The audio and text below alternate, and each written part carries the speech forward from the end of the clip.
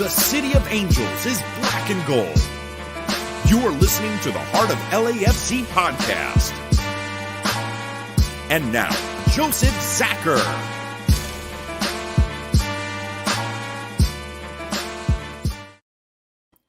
Greetings, Los Angeles. This is episode 209 of the Heart of LAFC Podcast. Welcome, everybody. Of course, the usual suspects are here with us today. Welcome back, Tony and Bam. Tony, how are you feeling after that crazy weekend? Tired, heat exhausted. I literally laid in front of the bank for a couple, 30 minutes, and I went back home and just passed out. I had no energy after they just soaked everything out of me. Sapped is the word, but excited all the well because, dude, we got a huge win after a very long time and a lot of pain, but we got them back. So that of course added a little energy. I had a couple of health related issues as well due to the game and the heat. First time ever for that, but it is what it is. You just power through. That's how it goes. Of course, Tony celebrated a birthday, everybody. So happy birthday to Tony there. All right. He's like, I don't want to talk about that. It's okay. We'll be nice. He doesn't have to talk about that. We'll be kind. But of course, Bam is here as well. How are you doing today, Bam? I'm good. Just getting through life. Looks like we're starting to open up this week in Victoria. So got some stuff to look forward to. Our 9 p.m. curfew is leaving. Our 15-kilometer radius is leaving. Now, explain what they mean by a 15-kilometer radius. I gotta ask. So, I was gonna say. At the moment, I can only travel 15 kilometers from my house. So in any direction, 15 kilometers, that's the max I can travel. Due to they want to keep the virus in local areas, so spreading all around the state and all that kind of stuff. So back when this lockdown started, it was a 5K radius. Then I upped it to 10Ks. Then I upped it to 15.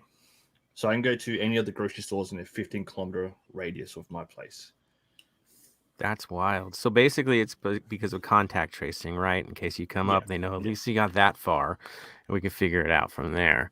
But like you said, the sun is coming out in more than one way, right? A little more freedom, a little more liberty, a little more earning it, right? Because everybody's getting their vaccinations, right? Yep. Today we're supposed to hit 90% first dose in my state, and then Thursday we should hit 70% second dose, and in 10 days after that, 80% second dose. So when that happens, I should hopefully be back at work. Sounds like you guys are going to be completely out of it in the open before we will. At that rate. Hopefully. Yeah. Well, again, the sooner we get Bam over here to visit us yet again, back to the North End doing his thing, the better. That's what we've been missing. We haven't had Bam here, no Disneyland, no North End. So we know that with his vaccinations, travel will open up to him yet again. So we'll get him back in the North End. Who knows? Maybe for a playoff game. We never know. But I know he's itching, and we can't wait to have him back. No doubt about that. So, brother, again, happy to hear that things are getting better on your end, and that we'll get you here soon enough. And, of course, the bright note as well is that we got a darn win. Finally. Got the result we needed. The other results after didn't quite fall our way, and we'll talk about that. But the midweeks did, so we're in the race again. It's not too far away. Basically, we're two match days away, you could say, from catching up. So we'll talk about that today. We'll break down San Jose. We'll preview FC Dallas, which is a little bit of a bizarro preview, but we got to do it. It's 5:00 on Wednesdays, so we will cover that as well. And then any other crazy news that might be coming up. And I heard a couple things. So, yeah, that's pretty much the story as we've got that. So, without any further delay, let's get right into the match that was. LAFC faced off against the Smurfs this weekend, a team that had burnt us twice and embarrassed us. And it was time for a little payback. At least that's what we were hoping and praying for against a team that pretty much had our number this season. So going into it, starting lineup-wise, did you guys get any surprises? Right? Not much of a shocker as to what we saw out there. Blackman was in goal again. I think we're safe to say that Blackman is looking like he's our starter from here on out. I don't think there's any shock by that. No. The stuff we saw in the previews and messaging pretty much suggests it's his job to lose at this point. And so that's the reality of it. He's going to work into this lineup and stay into this lineup. I don't, unless it's completely egregious, that's where we're at. Now, backline, we had Murillo anchoring it. We had Farfan next to him and Fall. I know some were predicting Ibiaga. Didn't happen. It was Farfan this time, which I think we suggested a little bit last episode that, maybe. And then here's the fun one. Everybody's constant. Raheem Edwards was your left wing back. Philly. We just got to expect it now. He's going to find a way to put him in the lineup, right? So I was going to say there Scar's you go. favorite player. Scar's favorite player, yes. I love Raheem's intensity. I'll say that. The intensity is good. Passion. And passion. Yeah. Dude, he does bleed for it, guys. I think that's the one thing that I think we all can love from him is he believes in it. He's going to give everything he's got. He's going to get yellow cards in the process and all kinds of other stuff, but you don't have to sell him on it. He's going to push every match. So I think that's what's gotten him into this lineup each week because he's got some fire, and fire is a good thing. In the mid, you had Blessing and Janela. Cifuentes as your attacking option. Left wing back was Kim. So that was not a surprise. I think we all kind of said, well, it's probably going to be him. I think Palacios was a surprise.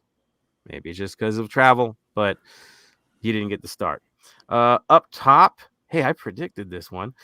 We had Orango and Musovski. What? It happened. Musovski earned his spot. That's what happened. Work rate gets you places. So he got his starts. Brian Rodriguez obviously was traveling, right? So a little less rest than the group. So yeah, I think that kind of made sense as to what was going on there. Bam, what did San Jose do to match this lineup? What was their approach to this thing? San Jose's approach was as follows. So obviously, Markin Kowalski in goals. Also had Abakashis, Alanis, Nathan, Yule, Judson, Salinas, Espinoza, Trophies, Obabisi, and Kikanovic. That was their starting lineup. So one surprise to the lineup for us was Ebabise, right? Concussion protocols, right? Into the lead up, he was out, and now he was cleared. This would be the match that he came in. I guess Vega was the guy that lost his role to that. That's what we could kind of assume in a way. That's what we pretty and much Cowell. Yeah. So no surprise, Chofis was who he was. So in terms of their approach to it, how did it look from them? What was their early stage? What did you see from them in the early stages of this match? For me, it seems as though they were pushing to try and score, but just couldn't get through. Yeah, no, they didn't sit back, right? That doesn't happen anymore with these guys. No, it's gone now. The hard part for me was, hard part for me was early in the game. Was about 6:45 a.m. I was just trying to wake up. So, see, that's Premier League for the rest of us here. Like that's Premier League life right there. Premier League's 1 a.m. for us. Even worse. Your next day's blown. Just deal with it. Nice. So, yeah, I saw the same thing. The aggressiveness was there. It's what we expected from the last two games we played. Same thing. They tried to dictate things, but a little different from our approaches that we were focused on that counterattack. Early on, you could see we were willing to give up possession to get rushes on these guys. There was no question that we were okay with that. We weren't trying to completely hold the ball. It wasn't that vibe from us at all. It was run and gun counter. So, a little change, a little different look at things. Now, Tony, turning points for the match. What stood out to you in this one from the get-go?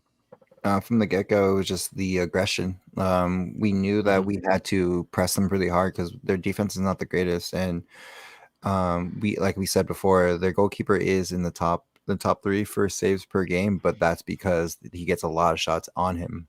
The other thing that was a good turning point is Blackman finally has a save in his professional LAFC career. Dude, he had more saves in this game than he's had in his entire career with the club. Exactly. I think it was 5, I think was the saves, and that was, the first 5 he didn't get. So, hey, improvement. I'm trying to be nice, everybody. I really am. So 3rd minute on, what happened?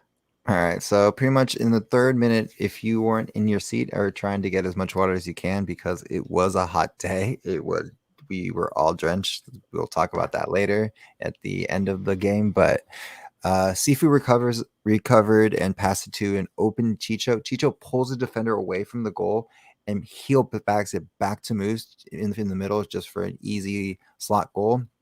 Puts up ahead. And again, us as a team, we have to, it's always the first 20 minutes and then the last 20 minutes. So luckily, we started off really hot and we just continued keeping it on because pretty much 15th minute, Janela heads it to Blessing. He loses it.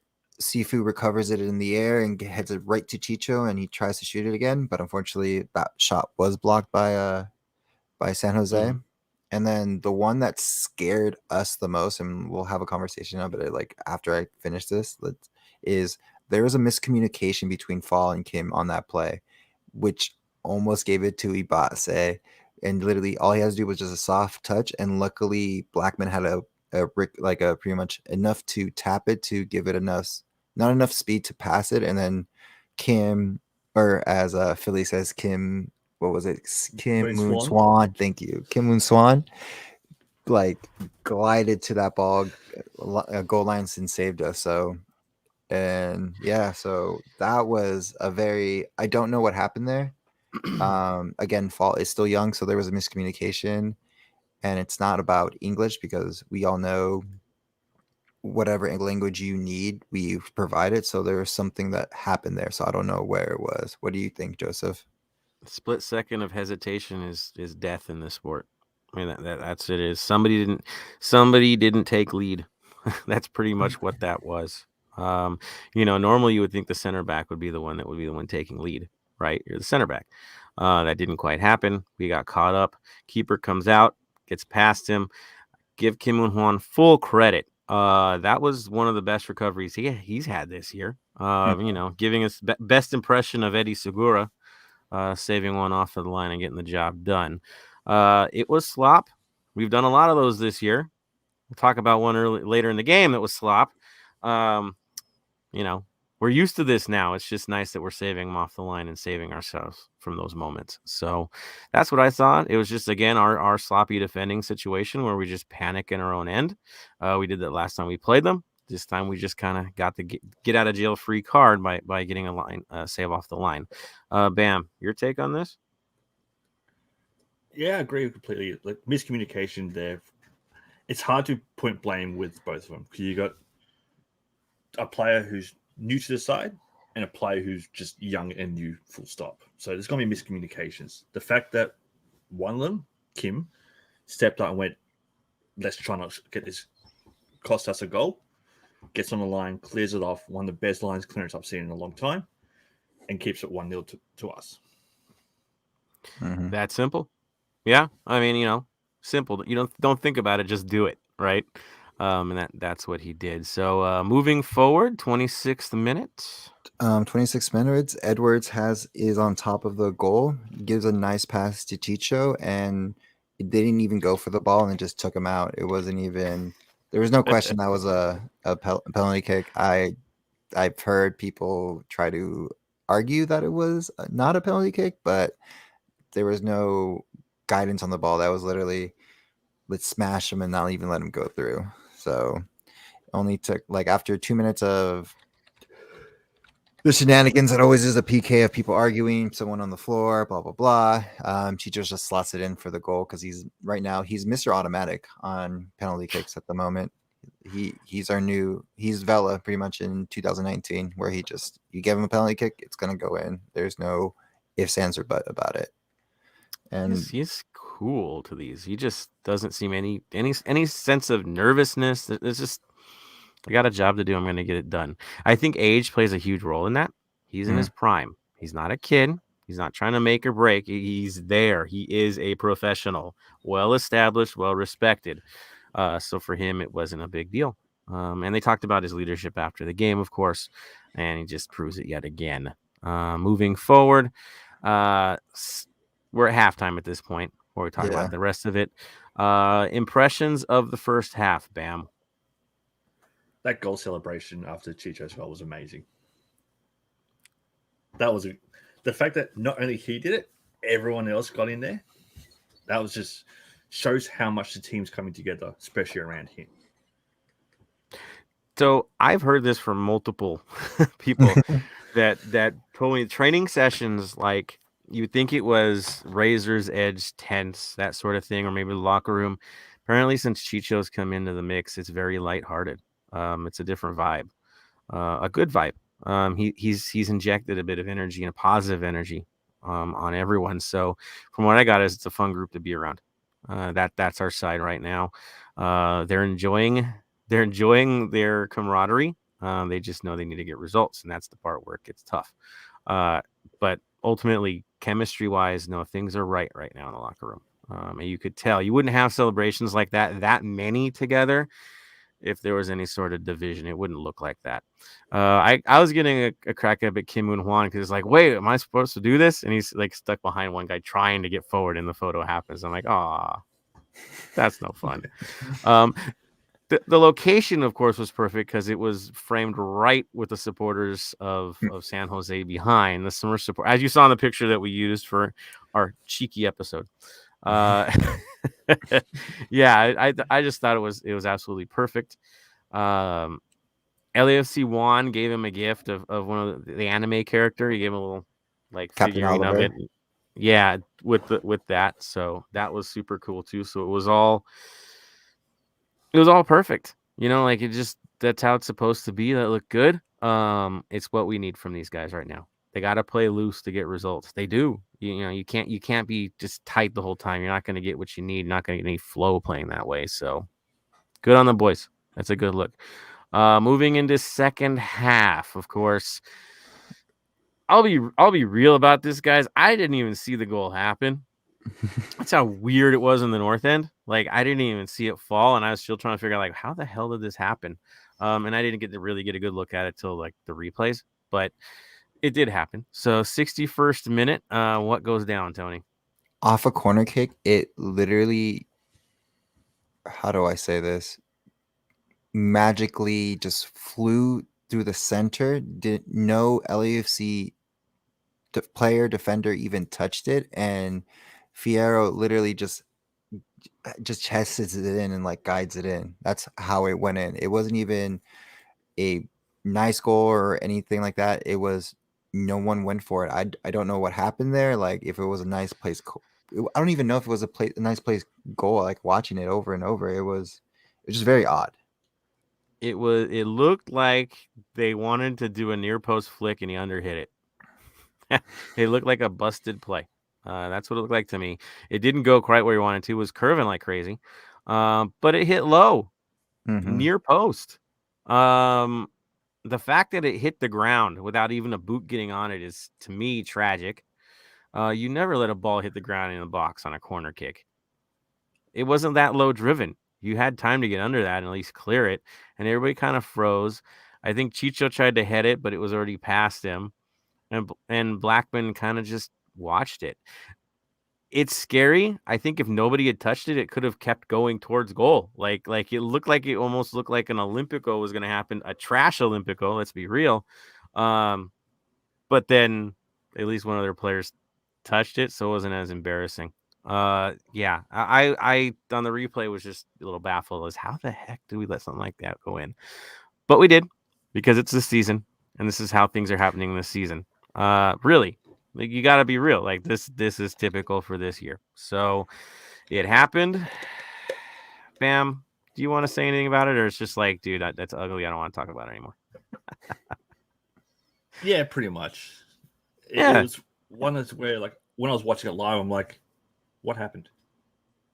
Yeah, You just yeah. Innocuous. It was an innocuous play. Yeah.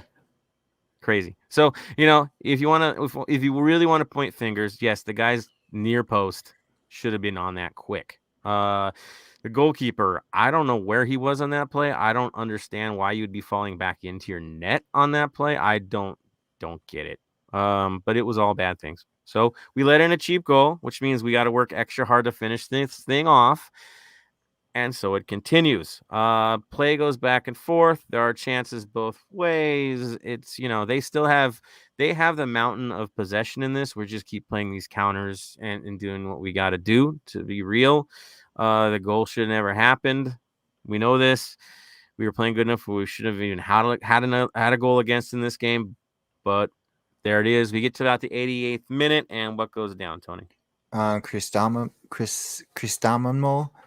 pretty much takes it like in our defensive line, takes it from it, and does a nice, beautiful pass on the left-hand side of the line, which B-Rod takes it and just flies through it into open field.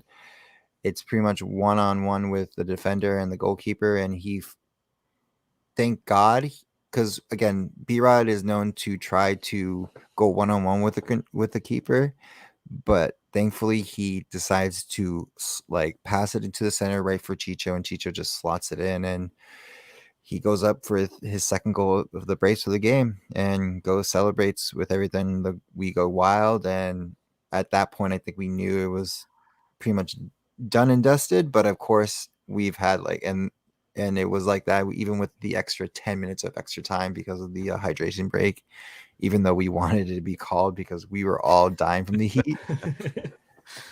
And it was a good pass. It was a great pass. Play down the line, did the job. I'll be honest, like B-Rod, for as much skill as he has, dude, it should have been done earlier. He had plenty of chances to lay it off the other players. He just seems like once he takes one guy, it's like, I need to take the world, right? He gets this in his head, like, I'm on a roll, guys. I'm going to just keep doing this. I'm having fun right now. And then kind of loses the fact that he's in a match, right? Situational awareness, where he could easily lay the ball off and really tear them apart. But instead he's like, I got to take the world. And he does it. Chicho does it sometimes too. They get really into their vibe. But Brian Rodriguez, one of the most skilled players we have on the team. There's no question about it. His talent is through the roof, but his situational awareness drives me up a wall, because you're like, dude, we've got to close this thing out. Either you're going to waste time and do that if you want to do that, or lay the ball off and maintain possession. You don't have to take everybody in the world. We know the world beater goal. We saw it against the Galaxy. You're not going to get that more than once or twice in a year. That's just normal. And he gets lost in it, it'll drive you crazy. But I will say this, 88th minute, gorgeous pass from him. It's nice to see us close out a game and throw a dagger into somebody, right? We haven't had this all year. The dagger goal. It's been forever. It's a beautiful feeling. It was euphoric. Tony, you were feeling that as well. The vibe was perfect. Oh yeah, it was hype. It was everything. We needed it. It was of old when we put teams away and just we know we have it in the bag. There's no way for them to come back again. Maybe they can come back, but the way San Jose was playing after that goal, they just went out for blood after that. I think, do you have the video, Bam? Yeah. Of what happened after that? So let's move this off the BAM, because now we talk about the game ending, but there was some shenanigans that I don't know.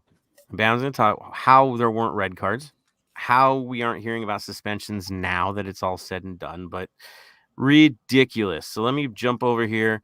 Bam, you have the floor, my friend. So Chicho Arango decided to be a little bit cheeky, hence the title of the episode, and he decides to try and flick the ball over the San Jose player by doing this. And flick. With it, when it's slowed down, you can see an elbow coming across towards his head. How that is not a red card, I do not know. Just right here. Ooh, you even zoomed it in. For all the people not watching, there's you see the zoom in. That was a zoom made in anger. Yeah. Yes. So what Bam's doing is sent by showing Yuli. it, So I was putting in the group chat that I'm a part of by Yuli. So thanks for that video. So that wasn't the only incident, right? There was some choking going on. There was some pushing, chest shoves. Yep. Nonsense. It was handbags. Right. It's classic San Jose. San Jose reverted back to the San Jose we all know and hate, right? Mm-hmm. The negative team, the team that just slams people all game because they don't have the talent to do it. Somehow, when it came push comes to shove, when they have to step up, they couldn't do it. They couldn't find a solution, and so they reverted back to that. My other thought was this: if I ever had to play street soccer, the one guy that would terrify me the most would probably be Chicho. Oh yeah, 100%. Like, dude, this guy, close quarter dribbling, mind always spinning. There's something going on in there. Dude, he's getting confident. He's getting better every game, and it's just fun to watch. The guy brings fun to the game. I think that's what, like Blessing. There's an element of fun to his game that we need. Tony, he's ready.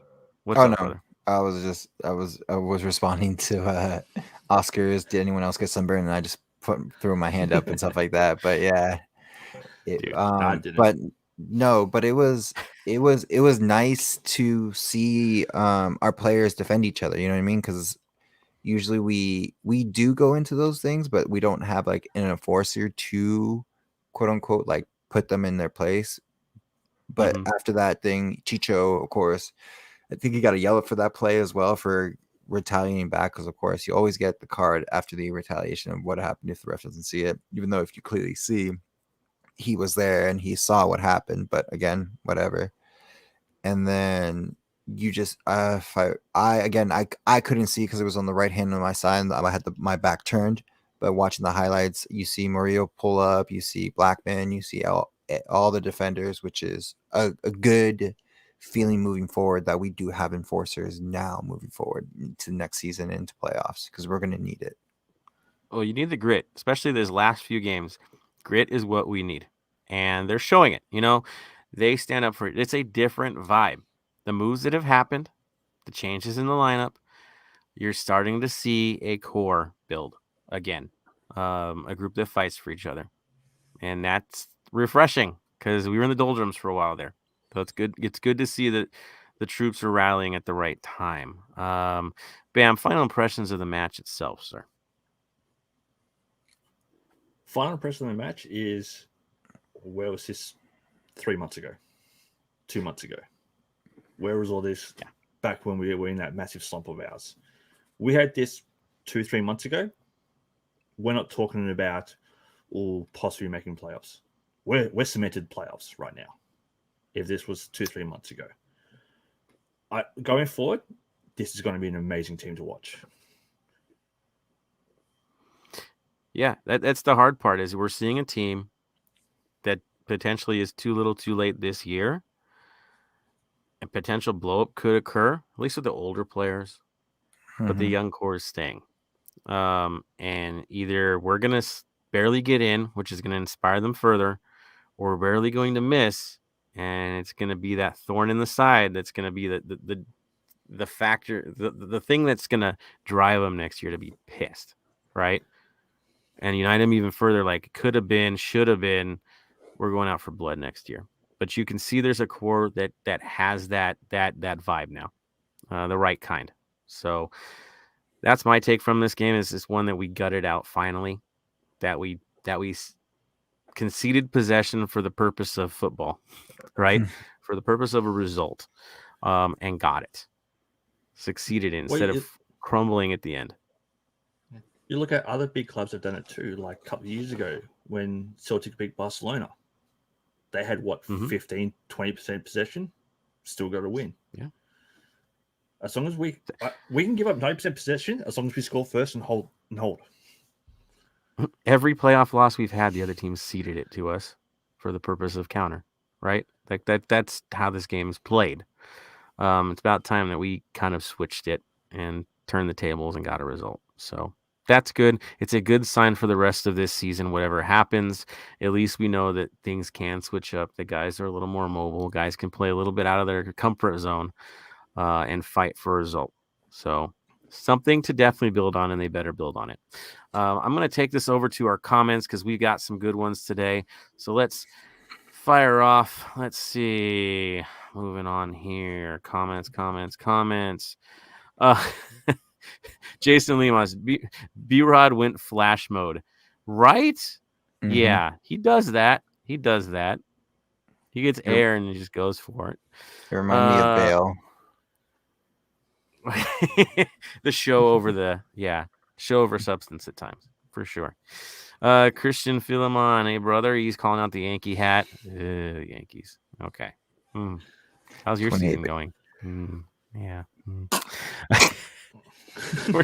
My team's not even in the damn playoffs, so whatever.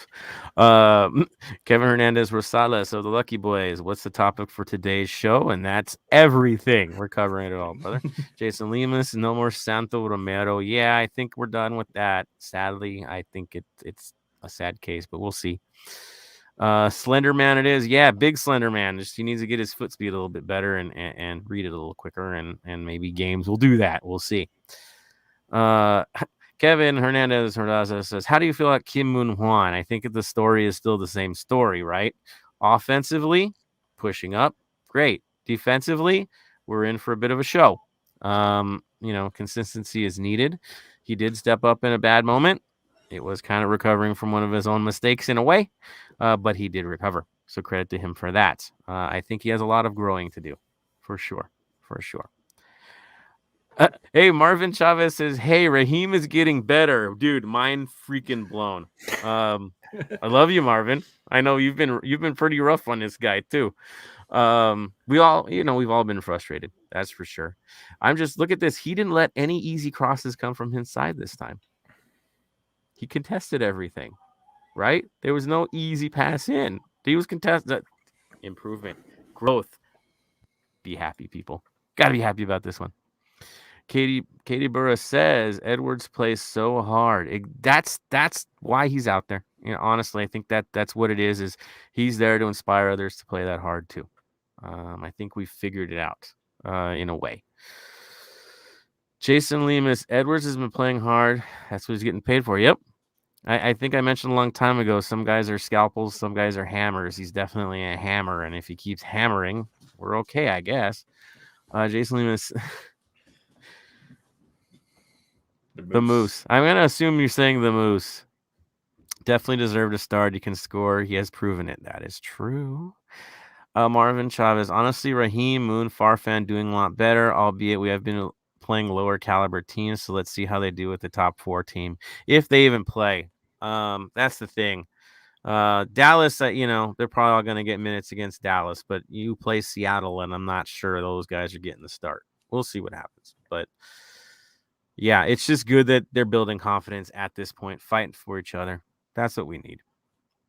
Jason Lima is credit to the players playing in that heat. Don't understand why MLS didn't change the time. So I had this complaint. We were all talking about it. You know what it is? Money. That's what it is. And it's not LAFC. It's MLS. They have a deal with a certain channel, right?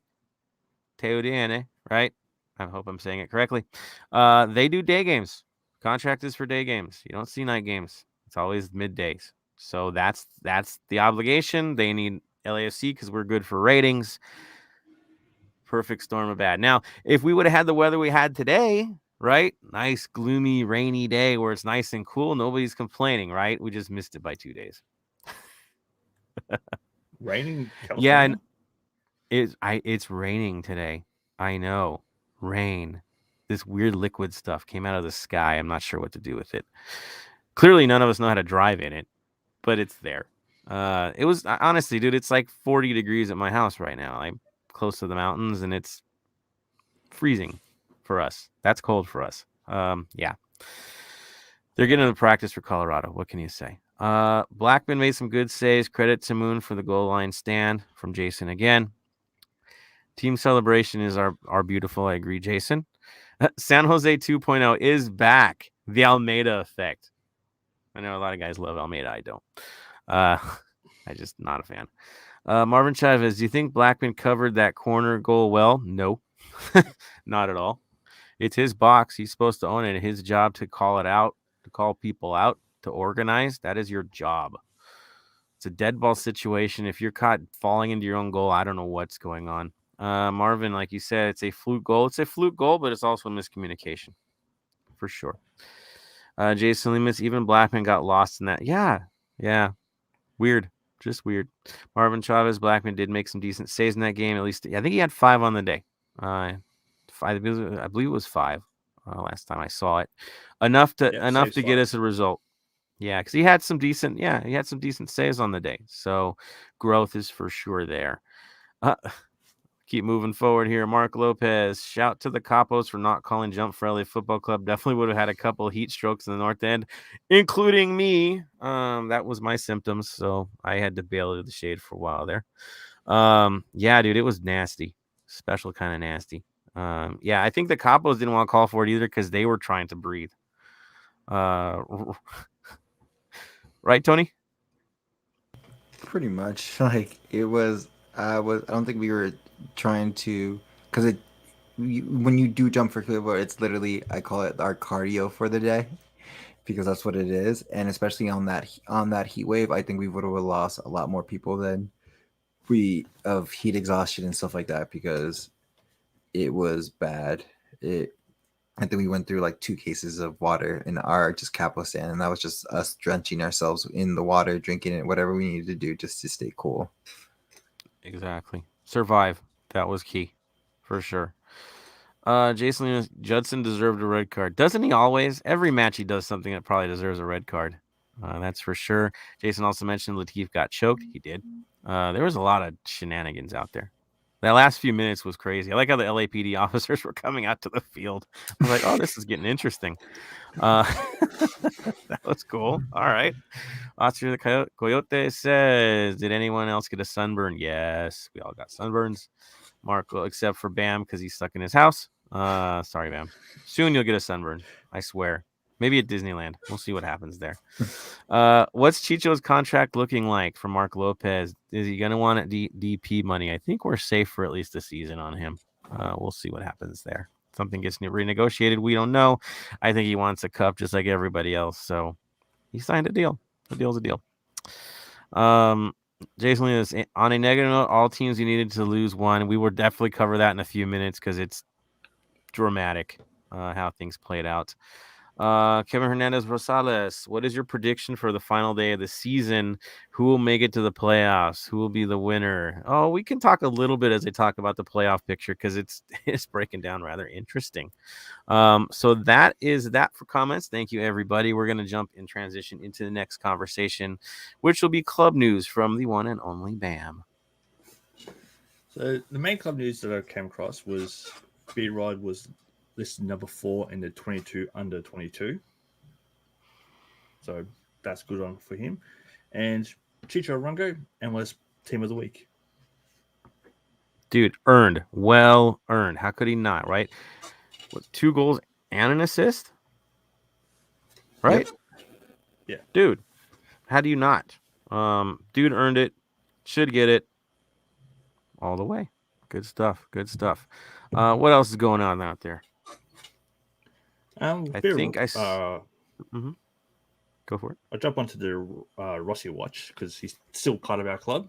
He's just loaned. We haven't sold him yet. And we're going to sell him for a lot of money, hopefully, because he's owning it. He had an away game to Trabzonspor. He played 75 minutes in a 3-1 loss. Scored in the 3rd minute, though. It was a beautiful goal. But unfortunately, at the 23rd minute, they had a defender sent off for a second yellow. Deserved second yellow. And for 70 minutes with 10 men, just wasn't going to hold it. So they end up losing 3-1. They next play Thursday morning against Royal Antwerp, who's currently sitting 4th in the Belgium League in the Europa final. Or Europa game, sorry. Yeah, not final. I'm like, what? No, Europa League. Let's be honest. Rossi has earned his spot on that team. If he comes back, it'll be a shock. I saw some crazy take. I know Vince jumped on like, why didn't he go to a top 5 league? Dude, don't underestimate the Turkish league, man. Like, dude, top 5 league. What's he gonna? He's playing Europa League. That's all you got to know. What He's if playing this with would be Ozil. crazy? I know Ozil, dude. Like, come on. But it's a loan, right? So if the loan ends and somebody else makes a bid, can they move in on him? I believe so. Yeah. Ooh. Yeah, I mean, unless a deal gets struck before the loan is over. Pressure. There could be another bid in. You never know. This is a loan. We'll see. But I don't think this is the last destination for Rossi. That's for sure. Things will keep building. That it's looking good. Involved in what for the last 5 goals now he's been a part of, right? Mm-hmm. Yes. If Great. he keeps playing how he plays at home in the Europa League, I don't see him spending more than 2 years in Turkey if we do sell him to Turkey. Yeah. He will go to Spain. I'd bet on Bundesliga. That's what I've been hearing. That would be my bet. Why? Because system play. He plays systems. He jumps in. He does what he needs to do. The movement's right. So I could see him easily in Bundesliga at this point. So we'll see. He's got to get the job done where he's at now. And he's got to keep consistent. It's a hot start, but now comes the consistency. Can he hold it? The other thing I saw, and it's just recently, and it popped up, is according to AS, there's an article about Carlos Vela today. In the last 2 years, he's missed 26 games for LAFC. I never really added it up. AS did today and talked about all his injury issues and the hope to get back. Apparently, Dallas, that's the rumor. He's coming back against Dallas. But that he's missed 26 matches over the last two seasons. Yeah, multiple injuries. You got to wonder, right? I mean, that is a long time out, a lot of missed games. So read the article. It's fascinating, but that's the reality we're in. And in case you didn't notice, which we all did this weekend, conversation wasn't about Vela, was it? It was about Chicho now. A new star, a new vibe, fall, doing what he does. Stuff to focus on. We don't have to get locked into Vela's conversation because the other guys have stepped up now. And we finally got us the points we need to keep fighting and moving forward. Club and community. Before I talk about playoffs, Tony, any club and community stuff you wanted to bring up going into this next one? Well, there's actually 2 that I know for sure. One is Latif is holding a. Let me look this up real quick because I don't want to get it wrong for him. He is holding his Share the Blessing Latif 5v5 on Sunday, October the 24th. It's pretty much like 2 hours, like King of the Court style. You know, everyone who's ever played soccer is like you play till you lose. I know for sure, I saw Farfan's going to be there, and I think I forget the keeper's name that comes back and forth between us from Vegas to Lights, and then he's not on the team, but then he's been playing. Brazilian player, right? Yeah, he's going to be there so it's something to do. It's from 3 to 5. It's if you guys want to register, it's going to be $10 per individual, $50 per team. I'll put the link and everything on our website for the contacts. It's going to be in Pacoima though, so closer to the valley, a little bit closer to me. Unfortunately, I'll be working that day, so can't go. That's D9U and Cuervo's territory out that way. There's a lot of North End folks that live out that way. Yeah. So definitely, if you guys are near it or even have the time to get out there, go support it. It's good stuff. Again, the more we can do for the community, the better. And it's Latif, and Latif sacrificed so much for us so far. If he's asking for help the man. Mm-hmm. For sure. It's good. It's good. Before I talk about the playoff, I'm just keep dragging this along for the playoff hunt. Bam, would you like to do the Vinyl Club Minute before we talk about playoffs and then Dallas right after that? We can jump into that if you want. I've gone with a for this week. I've gone with a winner of the Eurovision contest. They won it in 2006. They're from Finland. They are one of the most unique bands to ever won Eurovision, in my opinion. They are a band called Lordy.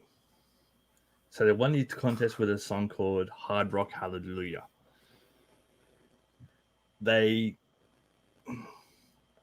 dress up as you can see on the cover, demons, and they rock out like that. If you get a chance, just Google Lordy Eurovision, and the song will come up. It's an amazing song, powerful song, and they just look amazing when they're performing. And the whole crowd got around them too. So this week, it's the album Rockapocalypse by Lordy. He said, "Oh, Rockalypse." Check that out. That's beautiful. I like the flames and fire, and I think that's a good choice, man. I think you got to find get that one onto our feed somehow, so folks can listen to it, hear it a little bit. That's fun, man. I dig it. Are you saying that we're gonna burn Dallas? Is that the suggestion, sir? Oh, are we gonna burn in Dallas? Now, I think after the way that you guys burned in the North End on the weekend, dude. I mean, Dallas is like, I mean, they've had a storm system go through. I'm sure the weather's a little odd there right now too. So just saying, we'll be ready. Wednesday we'll be ready. That's for sure. So that being said, let's talk about a little bit of playoff talk. Playoffs? Yes, the playoffs. Playoffs. Yeah. So everybody wants to know, are we going to make it? Do we have a chance? Results on the weekend couldn't be any worse. Okay. You're like, really? Was it that bad? It was that bad. Let me pull this up right here. So current table situation, we'll get into the mix here. We are sitting in 9th place right now. We have pushed San Jose back, right? They were chasing us, but now we've created a span of about 4 points from them. So we're breaking free from that group and everyone below them. So that's a good thing. That means, coming from behind, a little different story. Ahead of us is the big story. Coming into this, after we got our results, we were sitting in the 8th spot, looking really good. Teams are struggling. Galaxy at one point looked like they might be in 7th place and within striking distance of one match. But by the end of it all, every team that we were chasing got a result on the weekend. Every team got a result. It was the most bizarre thing I've seen. It couldn't get any worse. Vancouver gets the result. Minnesota gets the result. Galaxy takes a game late off of a trash penalty. And they find their way through. What does that mean for us? Well, we're at 37 points. Vancouver is at 40. Man, okay, right? We had goal difference on them, so we would have been ahead of them if they would have just not gotten that result. It didn't happen. They played SKC, and SKC just looked like garbage. Okay, I mean, that's simple. Minnesota gets the win. They're now at 41 points, so the team holding the last playoff spot now has 41 points, which means we're 2 matches away. That's what that means. We have to somehow catch them on 2 matches. I know, it's tough. That means they need to slip up. Galaxy is at 42, still in striking distance, but again, count it up. And then Salt Lake sitting all the way in the 5th spot, 42 points, because even things worked out for them. All bad things after we got a result. Now, imagine this. If we had not gotten our result, we'd be crying right now because this looks bad. Okay? That's the real talk. Looking at playoff probabilities, what does that mean for us? Well, the percentages change because so many things happened. Just because of the results, we actually lost 3.4 percentage points. So we're down to a 17.8% chance of qualifying for the playoffs. You're like, why is it so low? Because our points per game is low. If we stay the same way, we don't make huge improvements and make a run, it's just not going to happen. We have to do something special. You're like, well, what do we have to do? Well, we said going into it, if they get 3 wins, right? In these last 5 games, to get 3 wins, they'll make it.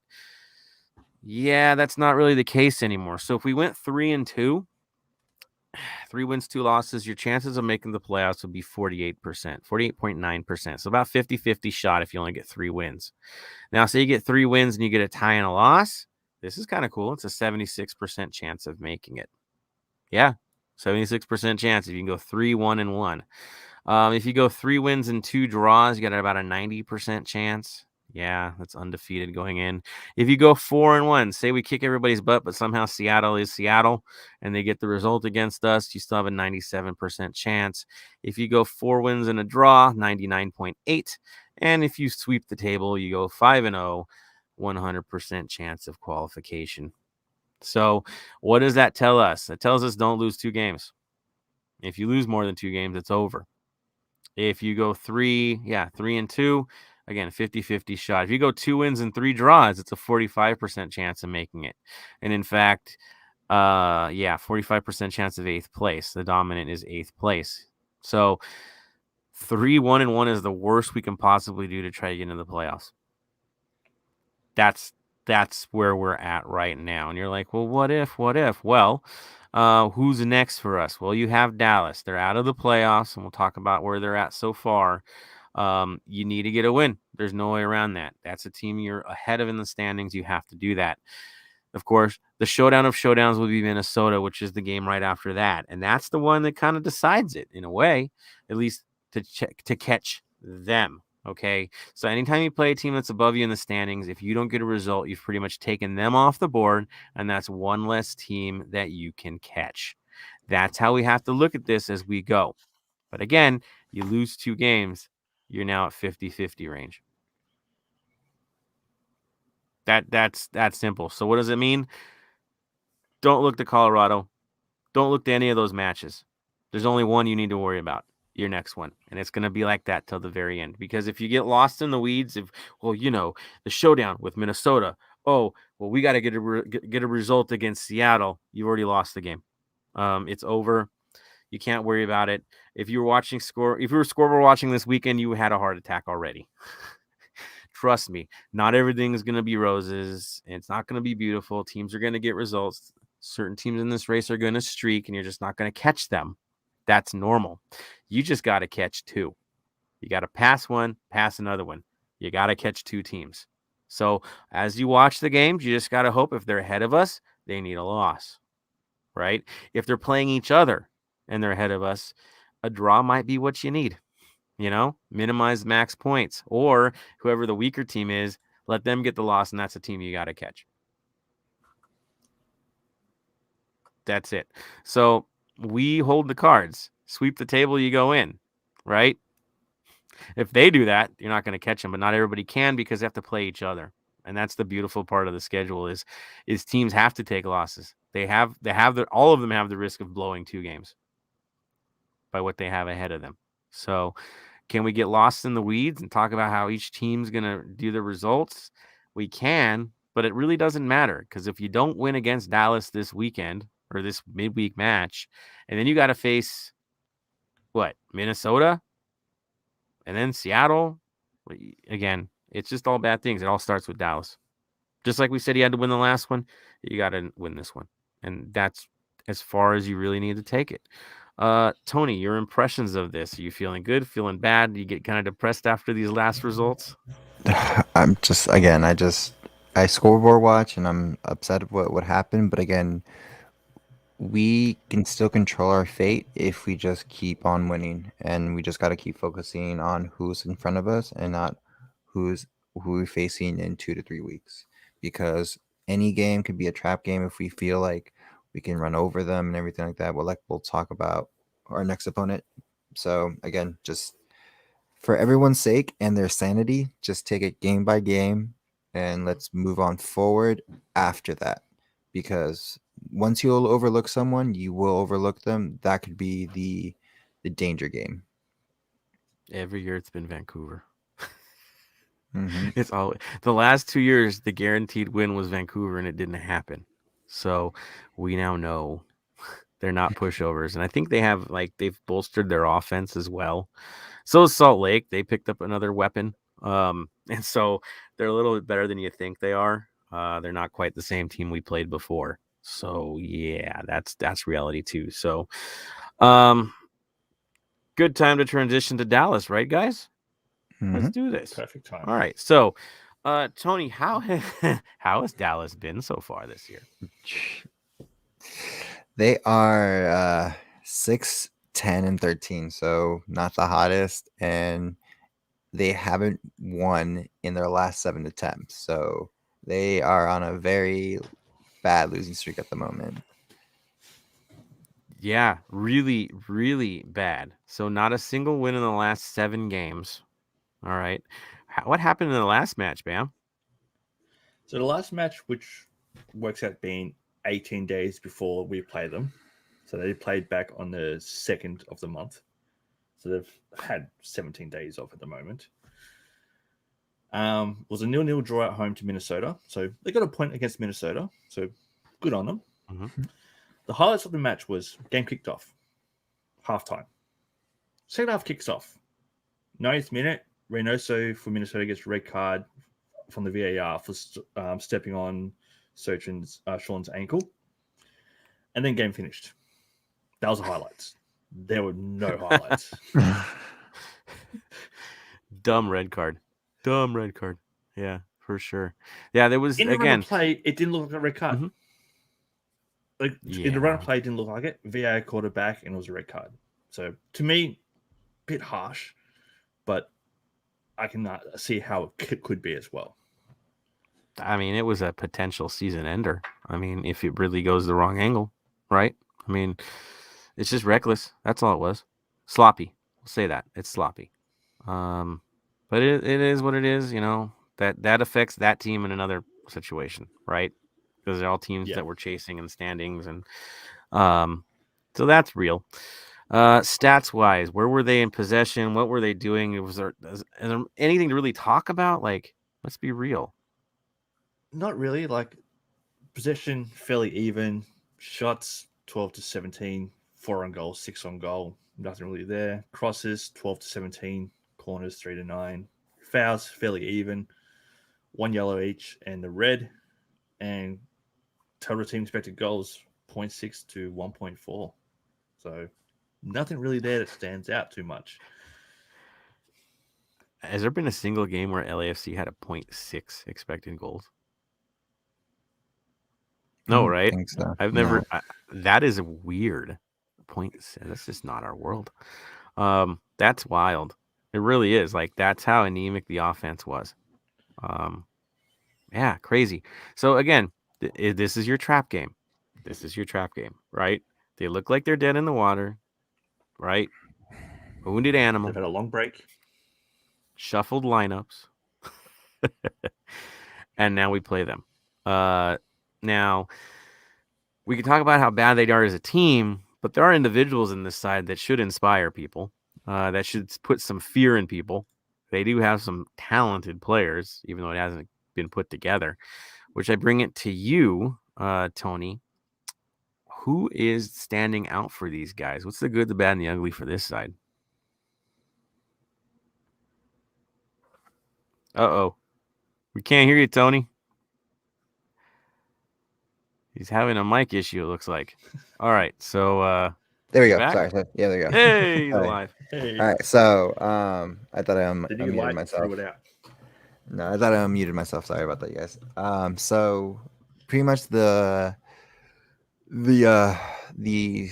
good for them, the good for U.S. soccer, the bad for Mexican soccer is Pepe, is the best way to say it. The bad for them, they're ranked 15th in goals scored per match against them, and then they have conceded the most penalties of any team, which at 8. So if you're looking to get a nice goal for them, it's going to be easier said than done. Yeah, I mean 1.3 goals to match. But again, Pepe. Like, this guy, we saw him at the All-Star game, like, in the skills competition. Like, he is another level. I have not seen a player for the U.S. like this in a while that shows so much promise outside of the guys that are already in Europe. He's legit. Like, he is dangerous. And so that is going to be trouble for us, especially with our back line that's been, a little off, a little sketch. He could hurt us. That's for sure. If you play it simple and give some crosses up, right, he will get on the end of them. That's for sure. So if you don't contest things, he'll burn you. That's for certain. We all know it. We've all seen it. We've all enjoyed it for the Stars and Stripes, and what he can do and put fear of people. So there's that. Really, we know that Dallas's defense is bad. That's been their story for the year. Of course, we need to know who we're going to play. And so, Bam, who the heck is missing for these guys? They've only got one person missing. He's been out for a little bit. John Nelson. He's been out with a back injury. He's not expected to return till January next year. So, besides that, there's no one missing from injury. So, they've had 18 days of rest. Okay. 18 days of rest, a lineup that shuffles. So this is probably going to be our hardest prediction we make this season. Why? They're out of the playoffs and guys are fighting for jobs. So guys are getting minutes because they're assessing them. That's what we're dealing with here. Team playing for pride, always dangerous. Team with a lot of young talent, right? Because they're known for academy players. They're known for building young talent up. And so you have people moving around. You have a little bit of instability in the lineup. Goalkeeping situation. Like, well, Maurer's got the job. Well, does he? Because the last time they played, Mayulado started. Okay. So you could have a skip around for goalkeeper. Not sure there. Left back is probably your most consistent guy. That's going to be Hollingshead. I don't think you're going to see any changes there on any mention. It is a 4-2-3-1 is what we're dealing with today. And that's what it's going to be when we play them. That's what they do. Martinez, center back. I think that's a kind of a guarantee. Then you have Bresson and Hedges fighting for the other center back role. And it is a fight. You're not sure who's there yet for this one. Right back, you have Tafari versus Wumasi. I believe that's how he pronounces Wumasi. Defensive mid, you have 4 different options here. You have Quignon versus Serio. And then you have Acosta versus Cervania. I'm going to just play it safe and say Acosta's going to get that role. I don't think there's any other way around that. And then left mid, you have O'Brien versus Pomacall. I think he got rested last time. But yeah, I expect him to start. And then Ferreira. For him. Who did? They both started. O'Brien and Pomacall. They both started. So that should be interesting. So that means probably Wumasi probably doesn't play because I know he could all go as right mid, but he probably won't then. And then it'll be O'Brien at right mid and Pomacall at left mid. Right, that's probably what it's going to be because Wumasi's kind of their utility. He plays right back, right mid, so I think he's the one that gets sacrificed if that's the case. And so Pomacall on the left, O'Brien on the right. There it is. And then Ferreira is going to be in the middle. No shock there. And of course, you all know who the center forward is. Pepe. He is the show. He's the guy people are paying to go see right now. We're all going to be watching to see what he's going to do, hoping that we don't get burned by him in this match. But that's their story. If you can limit him, you got a good chance. Yeah, we'll see. Hopefully, this is his bad game after being for the men's national team. He said women's national team because he actually plays good. Oh my God, you guys! Am I being mean again? Yes. Yeah. So options off the bench. I think what it's shown. Cervania, like I said, Serio, Munhoma, Che, Hara. Again, there's this list of guys, but again, it's going to be this mishmash. We don't know who it's going to be. I'd expect their best possible because it's us, and that's just how teams face us. They always play like it's a final against us. But you just don't know because guys are playing for their job. So it could get wild. The bigger story is, what are we going to do? What are we going to show up with? That's the hard part. Who do we play? Now, it's sounding like is Vela getting healthy? It sounds like it. Now, it's the latest rumor. The guy that's missed half the year, half the last 2 years, could get a shot. We know when he's healthy, he's effective. But does he come in and upset the apple cart and jump right into this lineup after they've actually started building some momentum here? No. Is that going to happen? Right? I think, Tony, you're in my camp too. I'm the same way. I'm like, nah, sub. Come in if we need you. You know, you are our what is it? Timbers, Valeri or whatever. You're a Valeri for the moment, yes, until you earn your way back in. It sounds crazy for Vela, but hey, you know what? That's reality. That's the way the sport works. Guys in form need to play. Bam, what do you think, sir? I think you guys are right, but I'm also on the no Vela next season bandwagon. But I look don't at think it with- anybody's. I don't think anyone's on that bandwagon yet. We all know that he is most likely going to leave, and the way it's going, it seems like it, because with Chicho pretty much can take a DP spot at the moment and should be a DP.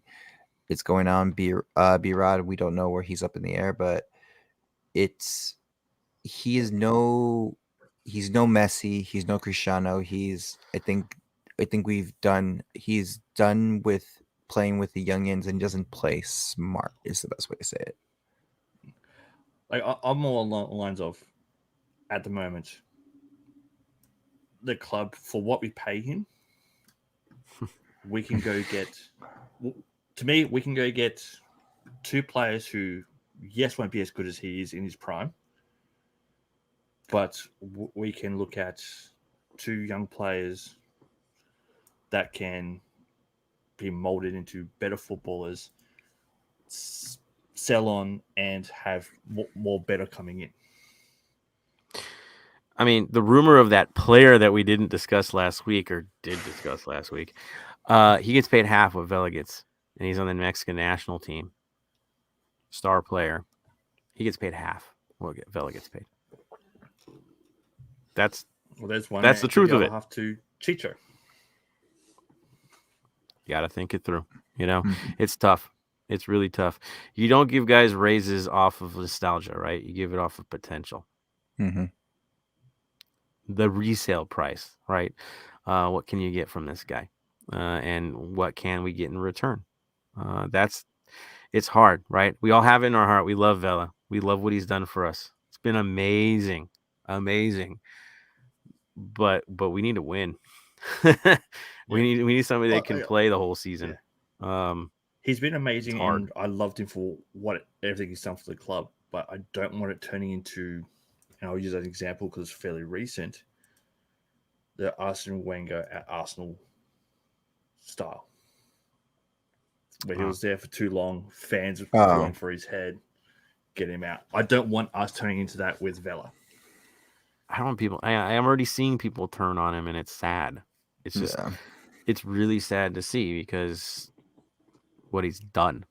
Again, your head versus your heart, and that's where we're at with him right now. Is your head's telling you one thing, but your heart says something else. And football, usually, as a supporter, as a fan, is led by your heart. Front office led by the head, as it should be, right? Business. So it's really tough. Really tough to get into that moment, but we're kind of there. And I know we're talking about Dallas, but it's real because chemistry means something. Momentum means something. Guys earn their places out there. And if you're instantly going to say, well, big boy's back, sit down. He hasn't proven anything for months, a couple months now. Go take a seat, even though you put the work in. Like, it is really tough messaging in a race for the playoffs to be like, well, he's got the money. Put him in.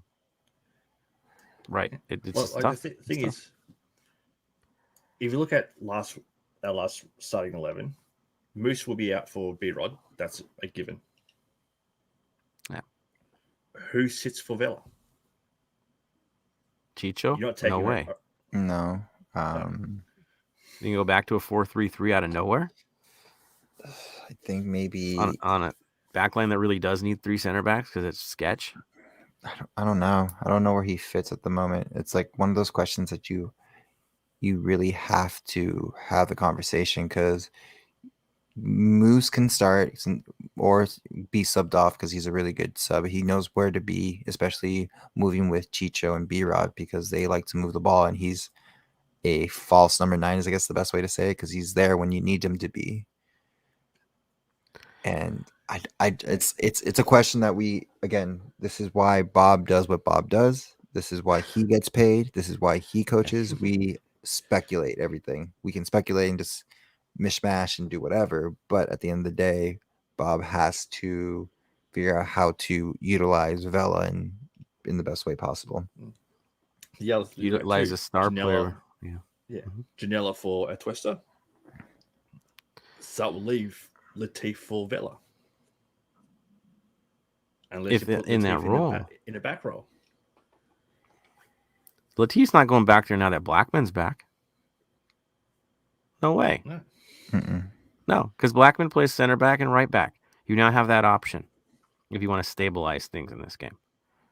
But let's talk about striker and predict that. I will say this: if Musovski and Vela are your options off of the bench in a jam, they give you 25 good minutes, maybe 15 minutes, maybe.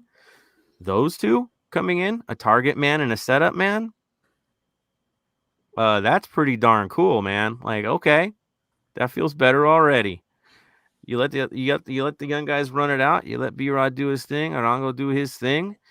And if you need another soldier in there because we're down, things are getting tough, you need to get that 3 points. Well, hey, look at the two options you do have. That ain't so bad. I could take that. Just hope egos don't get hurt by that, but that's where it should be. Mid situation, Atuesta sounds like he's back, right, guys? I don't think there's any question. He's coming back. Janella's the obvious choice to come out, and I think that's a no-brainer. And so would you expect anything other than it being Blessing, Cifuentes, and Atuesta? No, I don't see it. I don't see it not being that. Sorry. No, Tony, it's good. It's good. Bam shaking his head like, well, I expect the same thing. Yeah, because it's the only other spanner would be put Duke in there, but Duke's not getting a go. Again, we don't know getting any what's love going. right now. We don't know what's going on in that clubhouse. Again, we can talk about Duke. We can talk about Cincinnati. Again, we just report of what we see on the field. We can't say what's going on in there. Let's just say that. I'll just say you need to work on both sides of the ball. And in training, you really have to work on both sides of the ball. And if it looks like one side's not so into the plan, as they say, you're the offense. You're now the first line of defense. You've heard Bob say this. If you're not completely bought in for the system on both sides of the ball, you're not playing. We know this already. Not saying that Duke did that, but we kind of know. Like we've seen it. If you get that impression, you get that impression. It's tough. It's tough to break back in. Kim Moon-Wan had to sit for a long time until they felt they were comfortable on both sides of the ball with him. So, yeah, it could be that role. Backline is your big story now that Blackman is healthy again and playing minutes. Clearly, he is back. You saw him out there. He looked just fine out there. Looked stable out there. Impressions that you got from him is good, right, Bam? He didn't show any liabilities out there. No, the 10 minutes he was on was a good, decent 10 minutes. I don't see him starting. I see him halftime sub. Yeah, I'd agree. Do you think it's Kim Moon-Hwan to lose it right back? Right wing back, I'll say. At the moment, yeah. Okay. Yeah. Well, we can, again, we have, depending on what we need to do, it's always on. That's what we always have to remember is we always have to remember what the tactic of the game is because every team is different. So we got to figure out who is the best for against that team, especially moving forward. That's the good thing about us is we have very versatile players that we can push in when we need certain things. Also have to figure this. You played Dallas on the 20th, right? You played Minnesota on the 23rd. In their house.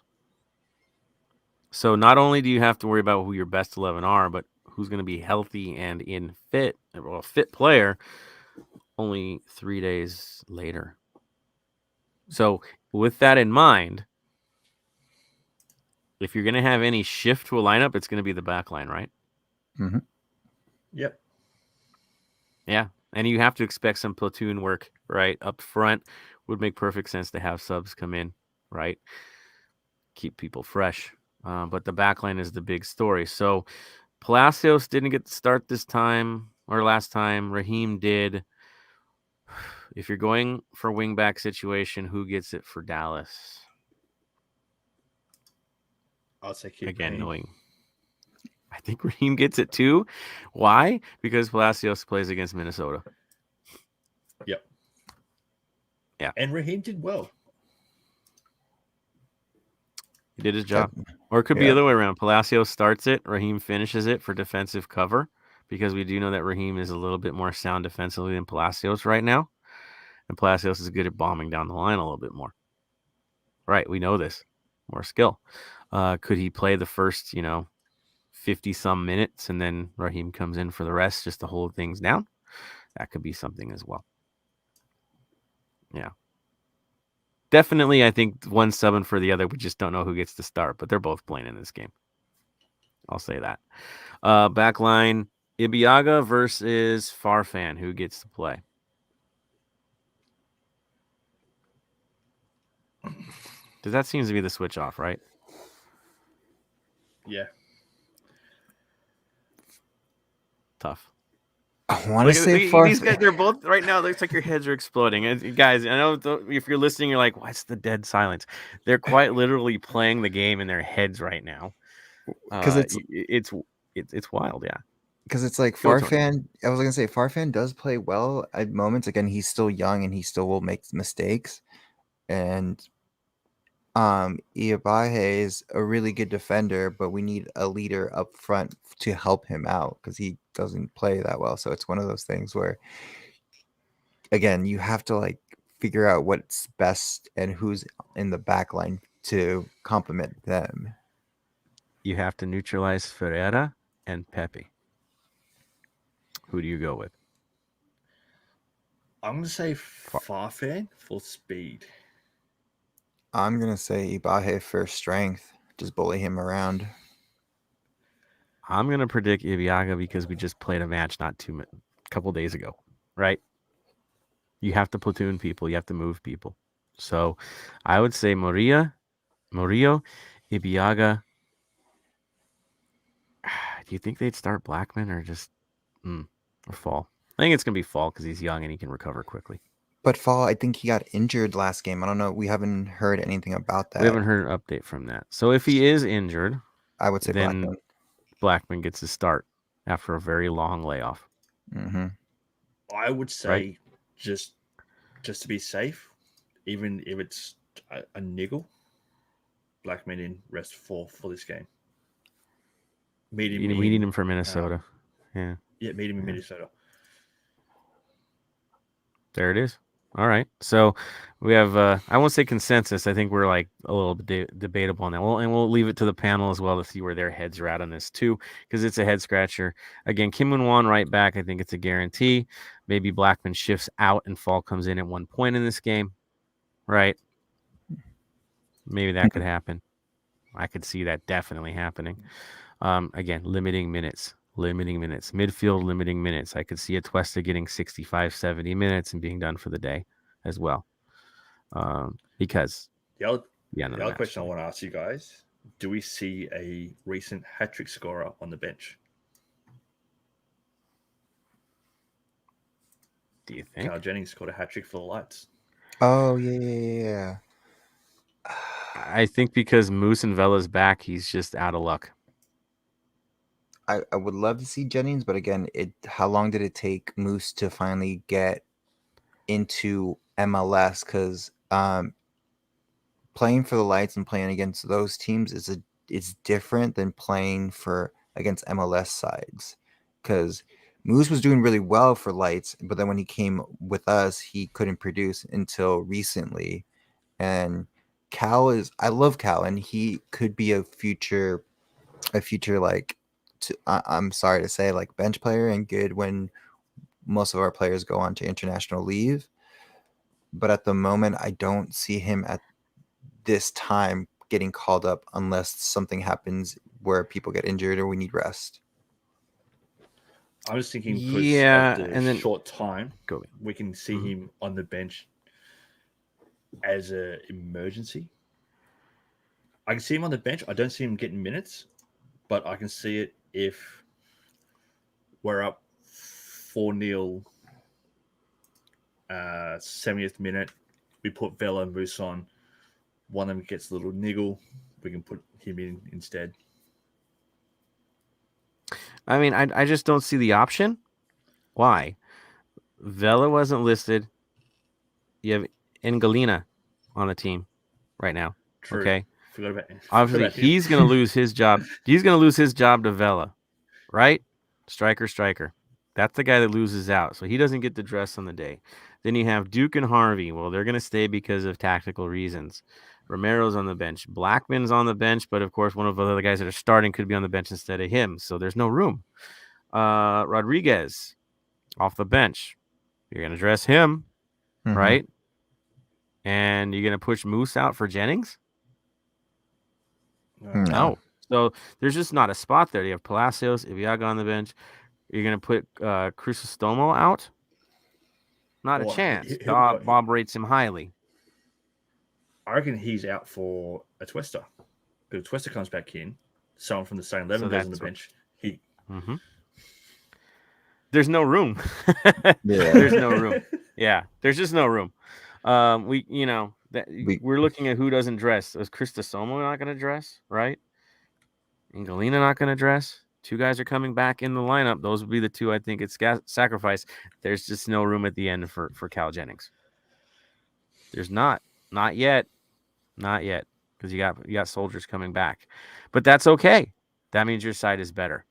That means you're stronger, right? These guys could get sent down to Vegas to play for the weekend. Pretty sure Crisostomo knows how to play down there, so. It's tough, but that's the reality of it. Is now you have more options because players are getting healthier. I'm okay with that. It's not the time to give guys new minutes. It's the time to trust the guys that you pay to do the job. So there's that. Any other thoughts about lineup, or does it sound pretty straight up, right? Pretty straight up. All right. We'll get into this carousel of who should be playing, who should not. So and here it goes. To the gallery we go. Let me move all the way up. There's a lot of you guys are flying. Okay, so Kevin, I think we answered a little bit about your story. I'm not going to talk about playoffs or winners till we get there.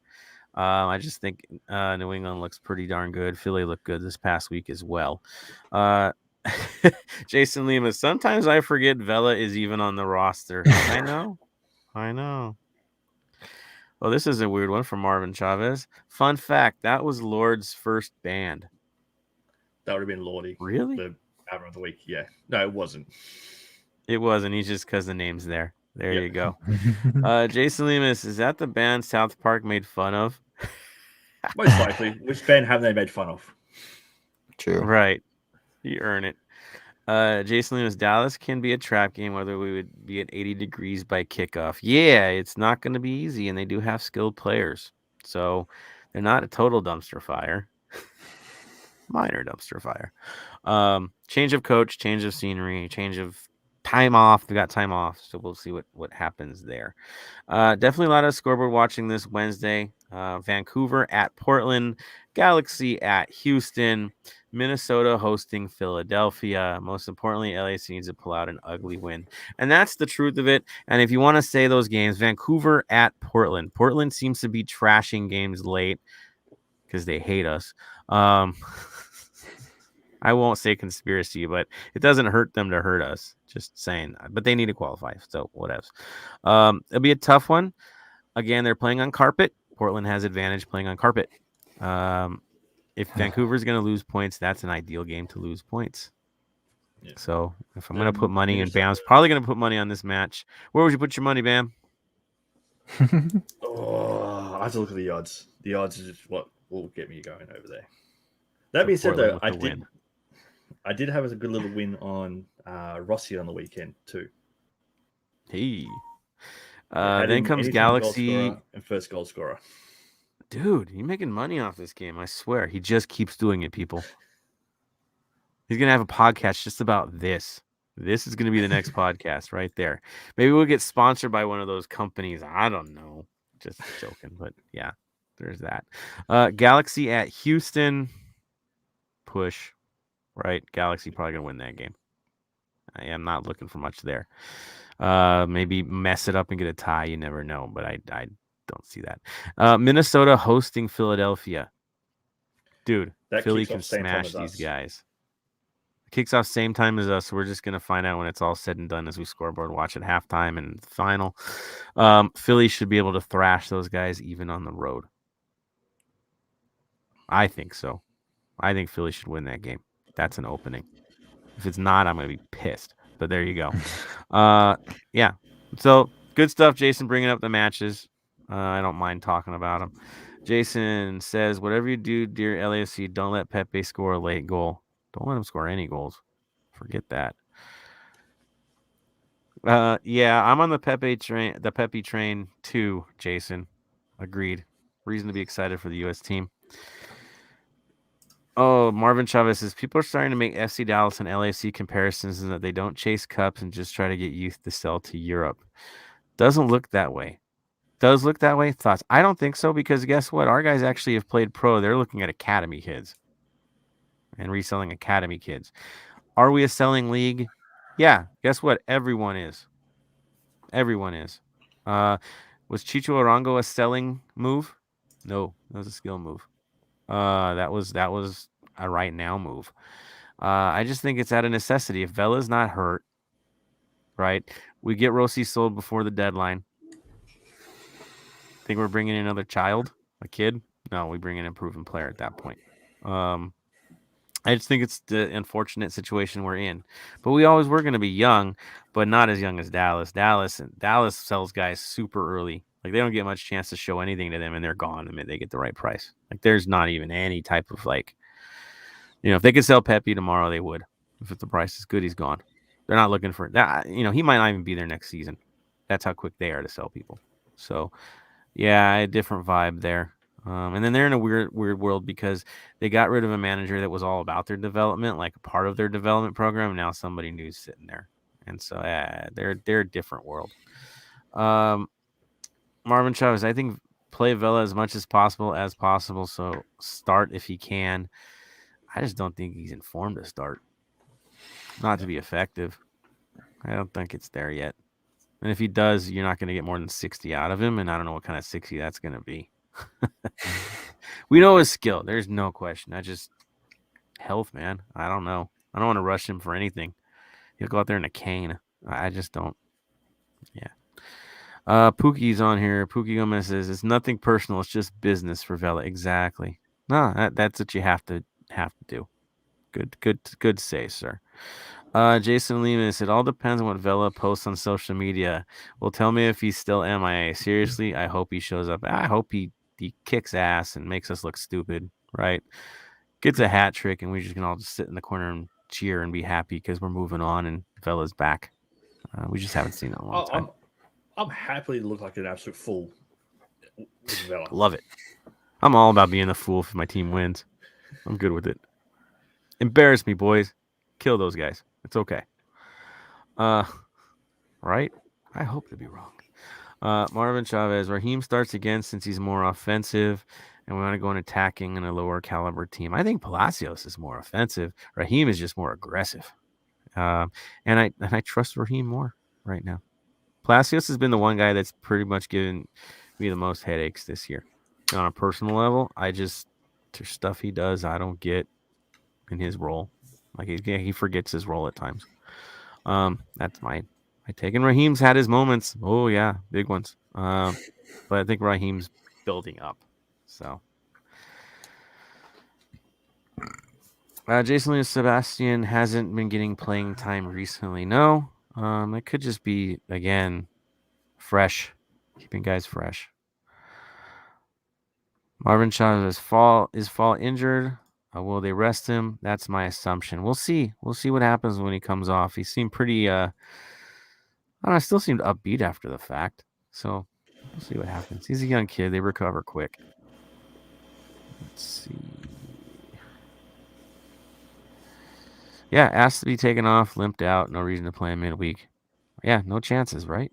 I'm okay with that. I think we're all good with that. We have Blackman now. I feel good with Blackman out there. I do. I really do. Marvin Chavez, back three. Ibiaga Maria Farfan. Could be. They've gotten the minutes. Yeah, totally. Totally. Not 100%.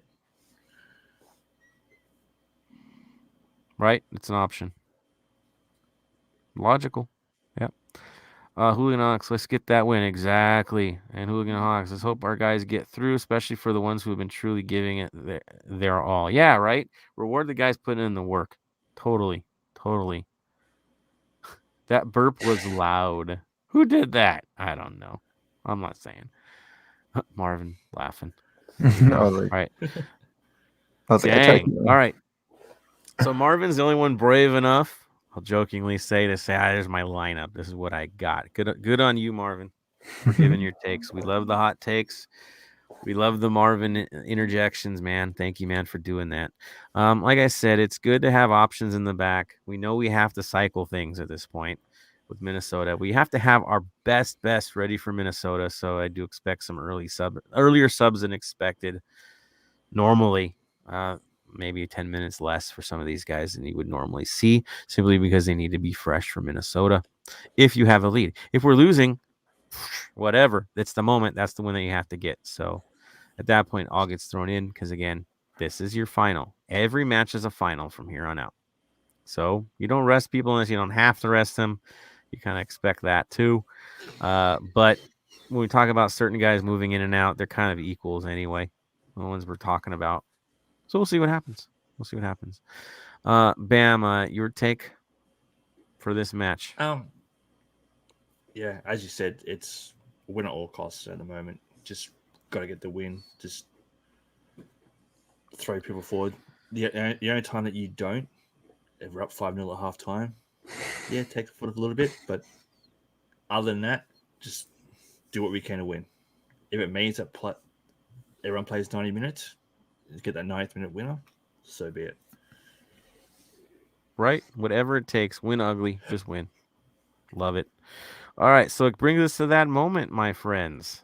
The final thought of the day from, yes, us, the Heart of LAFC. So Tony's got his fingers up. I'm going to go to you, Bam, for your final thoughts, and then we'll give Tony the final thought. I shook it up on Tony. He was like, I'm so ready for this. And then I went, nah, you're going to be the second half substitution. So you're in the Vela spot. Sorry, Tony. Our Danny Musovsky of the show, Bam, is getting the conversation. So, Bam, final thoughts, my friend. Final thoughts to everyone that was in the 0-10 on the weekend. From what I've been hearing, you all should have died from the heat, but you didn't. So keep it up. I'm going to throw out to Philly from Defenders of the Bank. I want more lyrics. I'm giving you to the end of the season. I want a recorded song by the end of the season. Whether that's 5 games, 6, 7, 8 games, doesn't matter. I want to record a song at the end of the season. Dang. I mean, he does have his experience in this, right? Mm-hmm. He does. I can see a little bit of a collab with him and Styx. Oof. So Philly, I know you watch our show. I know you listen to our show. End of the season, I want to record a song from you, and you know what song I'm talking about. His name was Chicho Orongo. So to me, nice. That's my final thought for the day. There we go. Thank you, Bam. Ready for that. Tony, you have the floor, sir. Well, my final say is more of just thanks to everybody who listens to our pod. Thank you, Joseph. Thank you, Bam, for coming in with me on this journey that we do and trying to grow as best I can.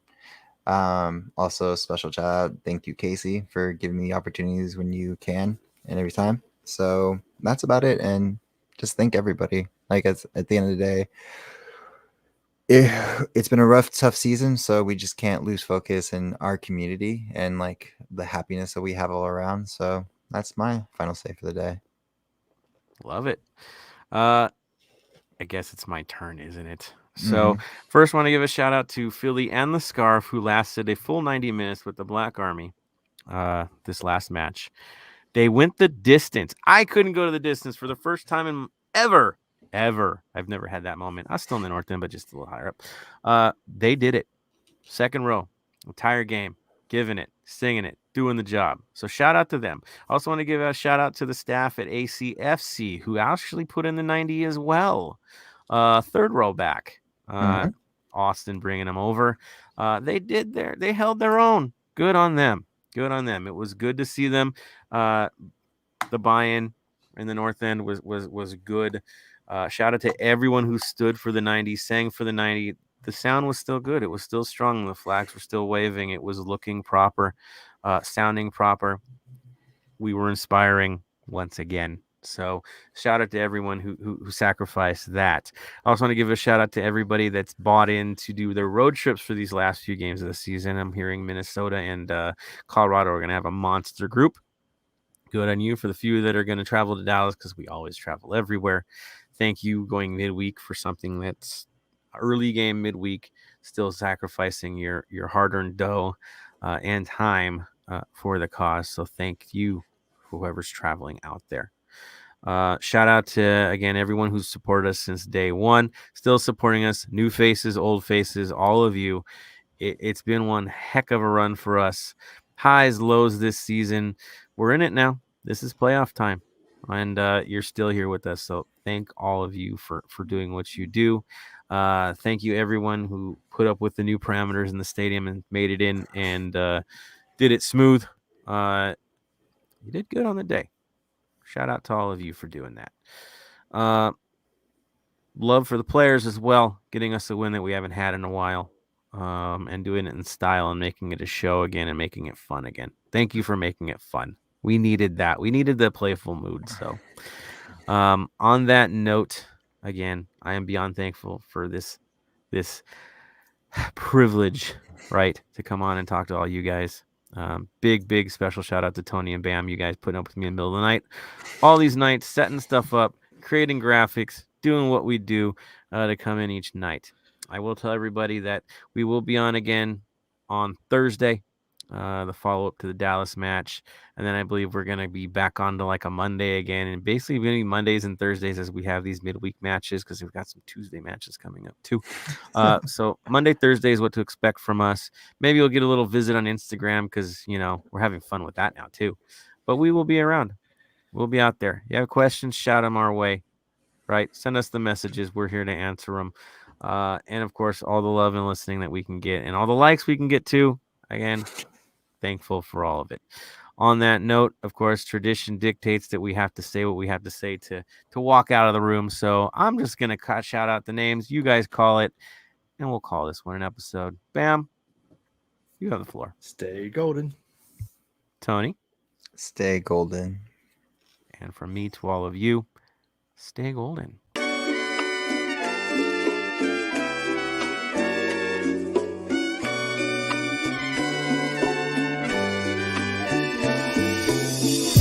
Thank you for listening to the Heart of LAFC. Make sure to leave us a rating and review on iTunes or Stitcher. Shoulder to shoulder, the black and gold is taking over.